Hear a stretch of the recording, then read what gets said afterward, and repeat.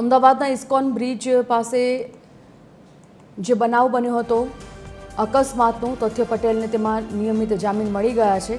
Supreme કોર્ટે તથ્ય પટેલને નિયમિત જામીન આપ્યા છે। લાંબા સમય બાદ જેલમાંથી બહાર આવશે તથ્ય પટેલ। ટ્રાયલ કોર્ટમાં નિયમિત ચાલી રહી હતી। તથ્ય પટેલના વકીલે જામીન મળ્યા માટેની પુષ્ટિ કરી છે। તથ્યના કેસની ટ્રાયલ ઇસ્કોન બ્રિજ અકસ્માતમાં જુલાઈ 2023માં 9 લોકોના મૃત્યુ નિપજ્યા હતા। તથ્ય પટેલને હવે નિયમિત જામીન મળ્યા છે। મૌલિક ઉપાધ્યાય સંવાદદાતા ફોનલાઈન પર જોડાઈ ગયા છે। મૌલિક, શું વિગત? સંજીવની, જે રીતે ઇસ્કોન બ્રિજ અકસ્માત કેસ થયો હતો અને ત્યારબાદ જે 9 જેટલા લોકોના મોત છે તે થયા હતા, ત્યારે આ સમગ્ર કેસમાં આરોપી છે તથ્ય પટેલ, તેને સુપ્રીમ કોર્ટે જે જામીન છે, નિયમિત જામીન છે તે આપ્યા છે। પોણા 3 વર્ષ પછી તથ્ય છે તે જેલમાંથી રેગ્યુલર જામીન ઉપર બહાર છે તે આવશે।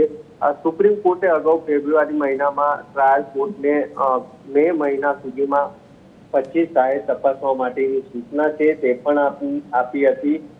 ઉલ્લેખનીય છે કે 18 નવેમ્બર 2025ના રોજ તથ્ય સામે ચાર્જશીટ છે તે પણ કરવામાં આવ્યો હતો।